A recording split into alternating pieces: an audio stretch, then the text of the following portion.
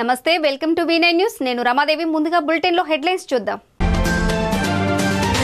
స్వర్ణలత భవిష్యవాణి మొక్కుబడిగా పూజలు చేస్తున్నారంటూ ఆగ్రహం హెల్త్ హబ్ గా వరంగల్ ను అభివృద్ధి చేస్తాం మంత్రి హరీష్ రావు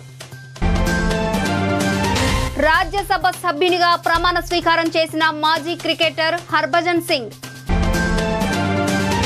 రాష్ట్రపతి ఎన్నిక పోలింగ్ ఓటేసిన ముఖ్యమంత్రి కేసీఆర్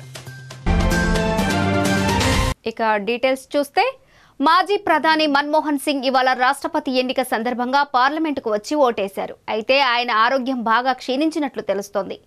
ఓటు హక్కు వినియోగించుకునేందుకు మన్మోహన్ వీల్ చైర్లో వచ్చారు. పార్లమెంటులో ఏర్పాటు చేసిన బ్యాలెట్ బాక్స్లో ఆయన ఓటేశారు.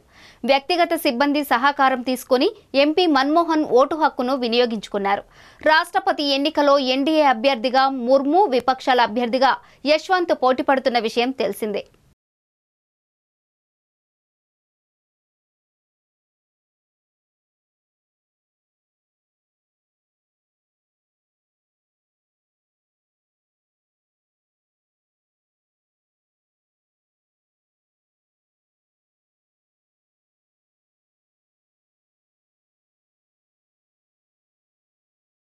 ఈ రోజు తన పుట్టినరోజు సందర్భంగా రాజ్యసభ సభ్యులు జోగినపల్లి సంతోష్ కుమార్ పిలుపు మేరకు గ్రీన్ ఇండియా ఛాలెంజ్ లో భాగంగా మంత్రుల నివాస సముదాయంలో తన కుటుంబ సభ్యులతో కలిసి మొక్కలు నాటిన విద్యుత్ శాఖ మంత్రి జగదీశ్వర్ రెడ్డి, అలాగే నల్గొండ జిల్లా ఎమ్మెల్యేలతో కలిసి తెలంగాణ భవన్ లో మొక్కలు నాటారు. ఈ సందర్భంగా మంత్రి జగదీష్ రెడ్డి మాట్లాడుతూ ముఖ్యమంత్రి కేసీఆర్ చేపట్టిన హరితహారం కార్యక్రమాన్ని స్ఫూర్తిగా తీసుకుని రాజ్యసభ సభ్యులు సంతోష్ కుమార్ చేపట్టిన గ్రీన్ ఇండియా ఛాలెంజ్ కార్యక్రమం చాలా అద్భుతమన్నారు. ఇది పచ్చదనం పెంచడం కోసం ప్రజల్లో చైతన్యం తీసుకువస్తుందని, పర్యావరణ పరిరక్షణకు దోహదపడుతుందని తెలిపారు. పుట్టినరోజు సందర్భంగా మొక్కలు నాటడం నాకు చాలా ఆనందంగా ఉంది అన్నారు. గత 3 సంవత్సరాలు నా పుట్టినరోజు సందర్భంగా మొక్కలు నాటడం జరుగుతుందని, భవిష్యత్తులో కూడా ఇదే సాంప్రదాయాన్ని కొనసాగిస్తానని తెలిపారు.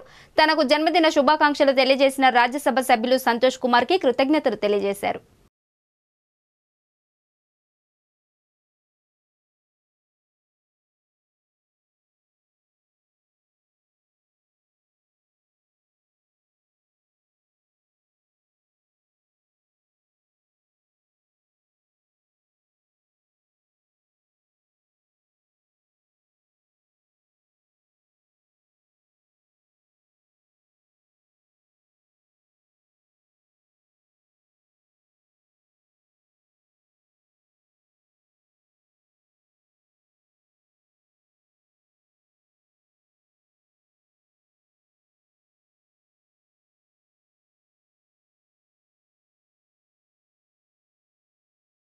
నిజామాబాద్ జిల్లాలోని శ్రీరామ్ సాగర్ ప్రాజెక్టు వరద గేట్లు మరోసారి తెరుచుకున్నాయి. మహారాష్ట్ర ఎగువ ప్రాంతాల నుంచి 38,510 క్యూసెక్కుల వరద నీరు వచ్చి చేరడంతో అధికారులు ప్రాజెక్టు వరద గేట్లను ఎత్తివేసి దిగువ గోదావరి నదిలోకి 25,000 క్యూసెక్ల నీటిని విడుదల చేశారు.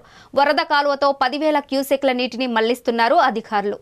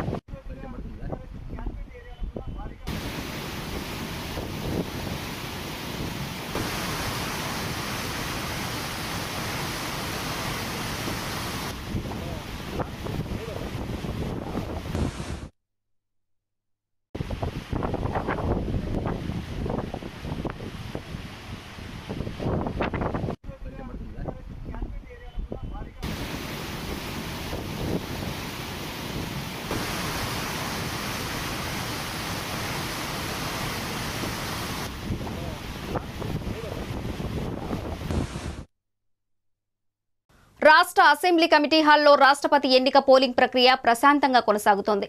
సోమవారం మధ్యాహ్నం సమయంలో ముఖ్యమంత్రి కేసీఆర్ తన ఓటు హక్కును వినియోగించుకున్నారు. కేసీఆర్ తో పాటు శాసనసభ స్పీకర్ పోచారం శ్రీనివాసరెడ్డి, మంత్రులు ప్రశాంత్ రెడ్డి, ఎర్రబెల్లి దయాకర్ రావు కూడా ఓటు వేశారు. విపక్షాల అభ్యర్థి యశ్వంత్ సిన్హాకు టీఆర్ఎస్ పార్టీ మద్దతు ఇస్తున్న సంగతి తెలిసిందే. ఇప్పటి వరకు 116 మంది ఎమ్మెల్యేలు ఓటేశారు. ఇంకా మంత్రి గంగుల కమలాకర్, ఎమ్మెల్యే చిన్నమనేని రమేష్, కాంగ్రెస్ ఎమ్మెల్యే జగ్గారెడ్డి తమ ఓటు హక్కును వినియోగించుకోలేదు. సాయంత్రం 5 గంటల వరకు పోలింగ్ కొనసాగనుంది. ఈ నెల 21న ఎన్నికల ఫలితాలను ప్రకటిస్తారు.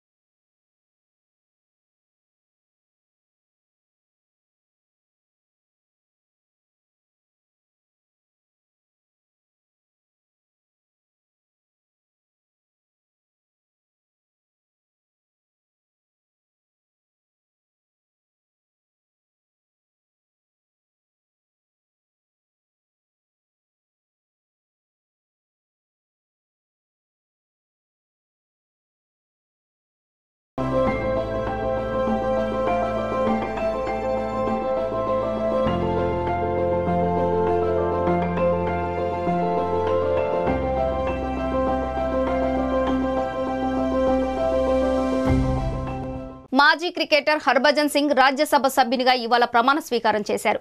హర్భజన్ సింగ్ ఆమ్ ఆద్మీ పార్టీ నుంచి రాజ్యసభకు నామినేట్ అయ్యారు. ఆప్ తరపున ఐఐటి ఢిల్లీ మాజీ ప్రొఫెసర్ సందీప్ కుమార్ పఠాక్, పద్మశ్రీ అవార్డు గ్రహీత విక్రమ్జిత్ సింగ్ సాహ్ని కూడా రాజ్యసభ సభ్యులుగా ప్రమాణ స్వీకారం చేశారు. ఇక బీహార్ మాజీ సీఎం లాలూ ప్రసాద్ యాదవ్ కుమార్తె Misa Bharti, BCCI vice president Rajiv శుక్లాతో దాదాపు 25 మంది రాజ్యసభ సభ్యులు ప్రమాణం చేశారు. मैं संदीप कुमार पाठक जो राज्यसभा का सदस्य निर्वाचित हुआ हूं, ईश्वर की शपथ लेता हूं कि मैं विधि द्वारा स्थापित भारत के संविधान के प्रति सच्ची श्रद्धा और निष्ठा रखूंगा। मैं भारत की प्रभुता और अखंडता अक्षुण्ण रखूंगा और जिस पद को मैं ग्रहण करने वाला हूं उसके कर्तव्यों का श्रद्धापूर्वक निर्वहन करूंगा। मैं हरभजन सिंह पलाहा जो राज्यसभा का मैंबर चुनिया गया हाँ, ईश्वर की सौं चकदा हाँ कि मैं कानून द्वारा स्थापित भारत के संविधान के प्रति सच्ची श्रद्धा ते निष्ठा रखांगा, कि मैं भारत की प्रभुता और अखंडता को बरकरार रखांगा। जो कर्तव्य मैं संभालने वाला हाँ उसनू वफादारी नाल निभावांगा। मैं विक्रमजीत सिंह साहनी जो राज्यसभा का मैंबर चुनिया गया हाँ, ईश्वर की सौं चुकदा हाँ कि मैं कानून द्वारा स्थापित भारत के संविधान के प्रति सच्ची श्रद्धा और निष्ठा रखांगा, कि मैं भारत की प्रभुता और अखंडता को बरकरार रखांगा और जो कर्तव्य मैं संभालने वाला हाँ उसनू वफादारी नाल निभावांगा। వరంగల్ నగరంలో అతిపెద్ద ప్రభుత్వ ఆసుపత్రిని తెలంగాణ ప్రభుత్వం నిర్మిస్తోంది. కేంద్ర కారాగార స్థలంలో 59 ఎకరాల విస్తీర్ణంలో దేశంలోనే అతిపెద్ద ప్రభుత్వ ఆసుపత్రి నిర్మాణ పనులు కొనసాగుతున్నాయి. ఈ పనులను వైద్య ఆరోగ్య శాఖ మంత్రి హరీష్ రావు పరిశీలించారు. 24 అంతస్తుల మల్టీ సూపర్ స్పెషాలిటీ ఆసుపత్రి నిర్మాణాన్ని 12 నెలల్లో పూర్తి చేస్తామని హరీష్ రావు చెప్పారు. ఆసుపత్రిపై హెల్ప్యాడ్ ను నిర్మించేందుకు అవసరమైన అన్ని అనుమతులు పొందామని వివరించారు. ప్రస్తుతం ఆసుపత్రి నిర్మాణం కోసం 700 మంది కార్మికులు పనిచేస్తున్నారని మంత్రి హరీష్ వెల్లడించారు. వర్షాలు తగ్గుముఖం పట్టిన తర్వాత వారి సంఖ్య 2500కు పెరగనుందని చెప్పారు. ప్రతి నెల 2 నుంచి 3 స్లాబ్లను పూర్తి చేయాలని రాష్ట్ర ప్రభుత్వం లక్ష్యంగా పెట్టుకున్నట్టు వివరించారు. ఉత్తర తెలంగాణకు హెల్త్ హబ్ గా వరంగల్ను అభివృద్ధి చేయాలని ముఖ్యమంత్రి కేసీఆర్ కోరుకుంటున్నట్టు హరీష్ వివరించారు. రహదారులు, భవనాల సంస్థ ఈ ఆసుపత్రి నిర్మాణ పనులను పర్యవేక్షిస్తోంది. సేల్ నుంచి ఉక్కును, గోదావరి నుంచి ఇసుకను తీసుకొచ్చి నిర్మాణ పనులు చేస్తున్నారు.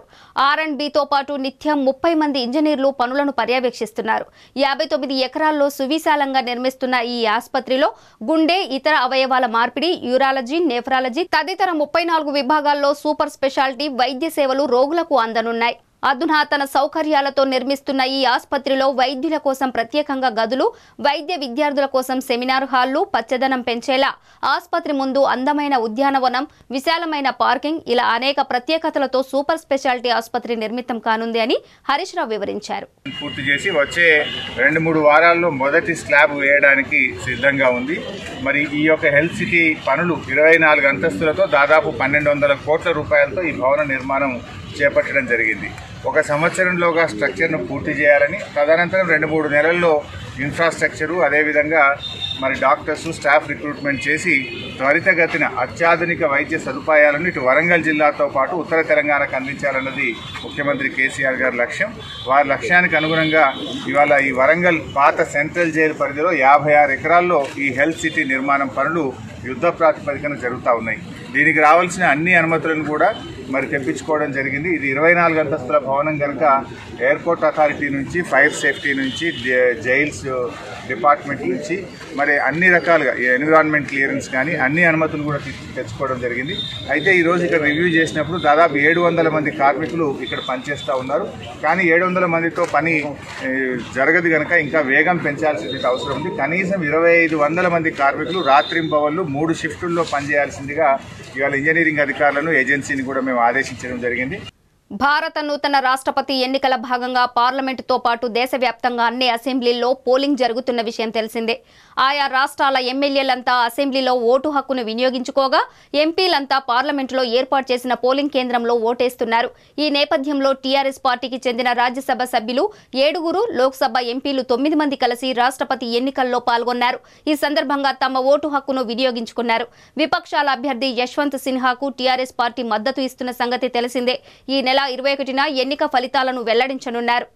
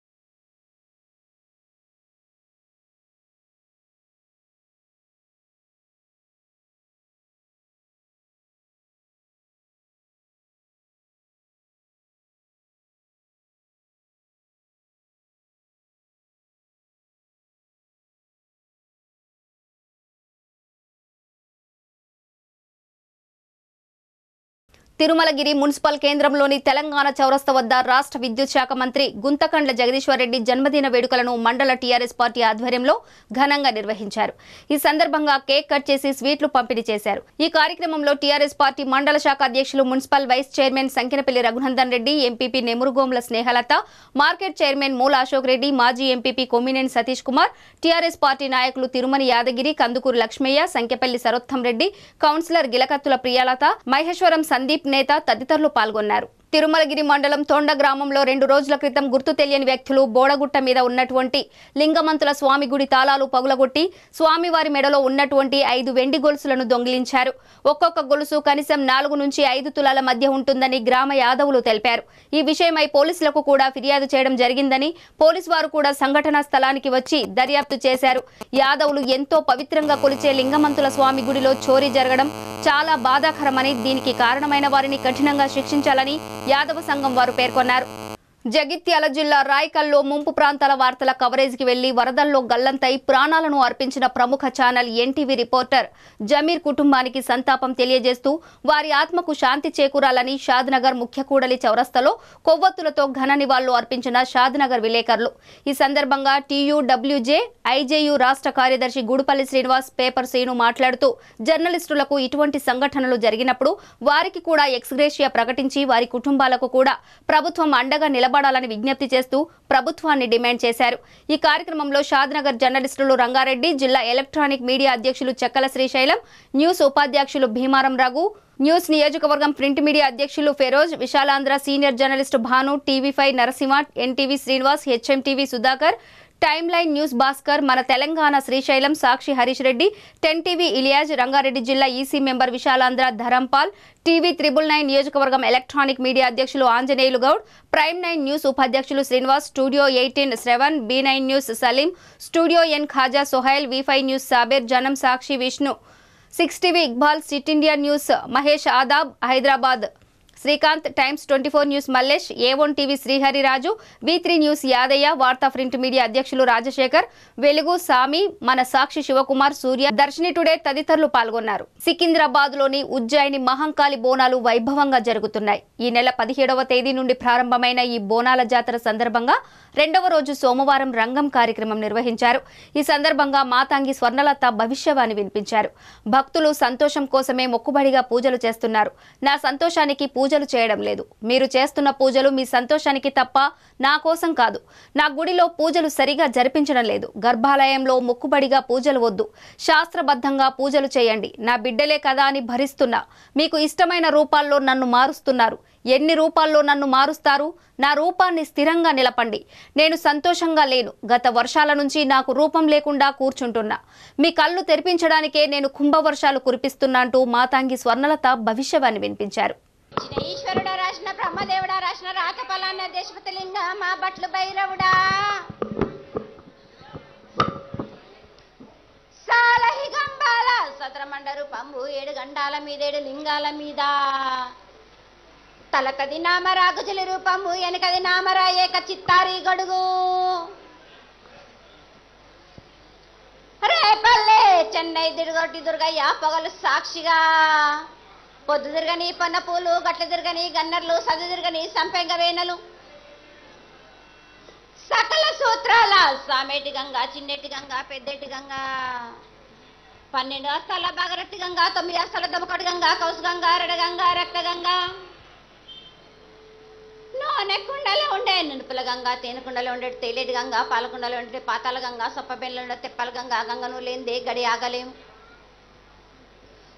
శివునికి శివ పూజ నేడు పరమేశ్వరునికి శావ లేదు మా తల్లి పార్వదేవి పకల పార్వతి పికల మాండదరి జడల జాలాది గంగా రోమ రోమాన శంకరం రోమలింగం కాలన గజ్జలు గడ దర్శనాలు కలియ పరీక్షలు మూకన్న బుత్త చంద్రం దాసుకొని నచ్చిన చిత్రకన్ని దాసుకొని 14 హస్తాలు ధరించిన మాంకాళి మాయన్న చిన ఈరభద్రాక్క మైసదేవి దూలూరు లాచురు మతం పల్లి విధి మంగనాల ఇసకం పేట విధి భూమి కన్నా ముందు పుట్టిన బుద్ధురుది 4 లోకాల కన్నా ముందు పుట్టిన వేంల వాడే సుఖం పేట విధి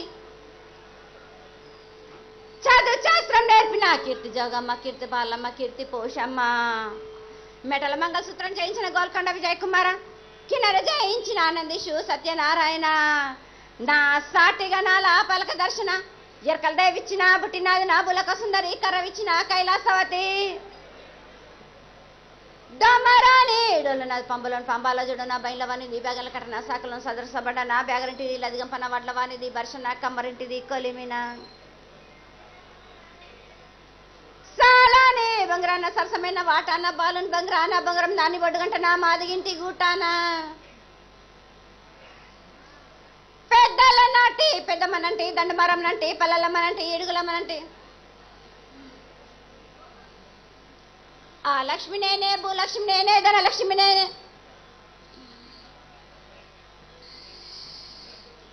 వాళ్ళ ముత్యాలు పోసుకొని ముందుగా ముత్యాలమ్మనంటి నలకక రూపంబు నల్లబోసినంటి గడలమ్మనంటి సూదులమ్మనంటి కనకాల కట్టమైసినంటి నా చిన్ని తమ్ముడు పీనుగుల మల్లని శరణము 7 రకజలము ఏకంగా ఉన్నాము తల మీద దండం పెట్టుకొని నా పెద్ద గ్రామానికి ఏమి విచారం జగన్మాత అత్యద్భుతంగా నీ యొక్క దివ్య మంగళ స్వరూపాన్ని చూపించి 3 సంవత్సరాలుగా భక్తులందరూ నిన్ను చూడడానికే తహతహలాడుతున్నటువంటి సమయంలో నగర పెద్దలందరూ చాలా అప్రమత్తంగా ఉండి లక్షల మంది భక్తులు నీ యొక్క దర్శనం చేసుకోవాలి అనేటువంటి చక్కటి ఆశతో అన్ని విధాలైనటువంటి సహకారాలు చేసి సహాయాలు చేసి నీ పూజ నిన్న పొద్దున తెల్లవారుజామున 4 గంటలకి చాలా కన్నుల పండుగగా అందరూ భక్తులు ఆనందపడేటువంటి రూపంలో నీ యొక్క దర్శనమిచ్చావు. అట్లాగే ఇంతసేపటి వరకు కూడా ఏ విధమైనటువంటి ఆటంకం జరగకుండా అందరినీ ఆశీర్వదిస్తూ నీ గుడిలో చేర్చుకుంటున్నావు తల్లి. ఇంత చక్కగా జరిగినటువంటి పూజకి నీ యొక్క సంతృప్తి తెలియజేయాల్సిందిగా కోరుకుంటున్నాం. ముందు మీరు నాకు అడ్డు తొలగండి రా బాలక్. నా రూపానికి మీరు అడ్డు తొలగండి. మీరు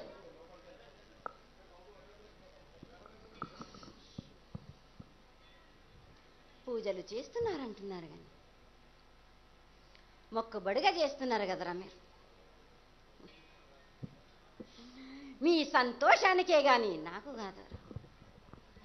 నా బాల బచ్చలందరూ మీ సంతోషానికి చేస్తురని నేను కూడా అందుకుంటున్నానే కానీ నా సంతోషానికి కాదు కదా.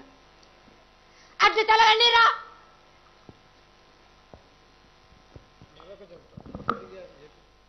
అమ్మా తెలియజేయ తల్లి.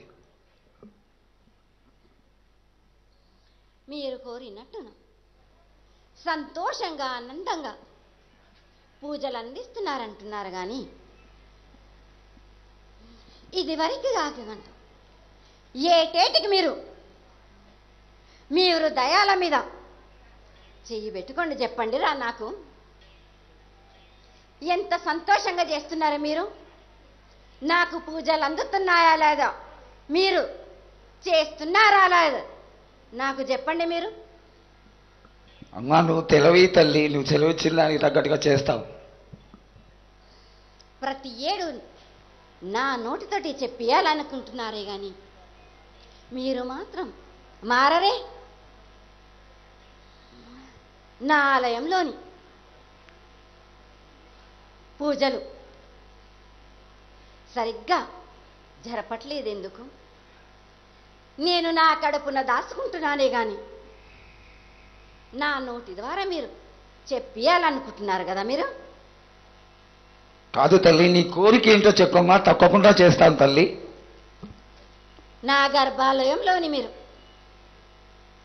శాస్త్రబద్ధంగా మీరు పూజలు జరిపించండి కానీ మొక్కుబడిగా ఏదో చేస్తున్నాము అని కాదు. పూజలన్నీ నాకు సక్రమంగా జరిపించండి రా తల్లి. తప్పకుండా చేస్తాను తల్లి. ఇంకా చెప్పు తల్లి, ఏ విధంగా చేయాలి ఏమిటి అనేది తెలియజేయ తల్లి. మీ హృదయాలలోని దూరి నేను పలుకులిప్పినా కానీ ప్రతి ఏడు నాకు ఆటంకమే చేస్తున్నారు కానీ నా బిడ్డలే కదా అని నేను సరే పెట్టుకుంటున్నాను బాలక. తప్పకుండా తల్లి.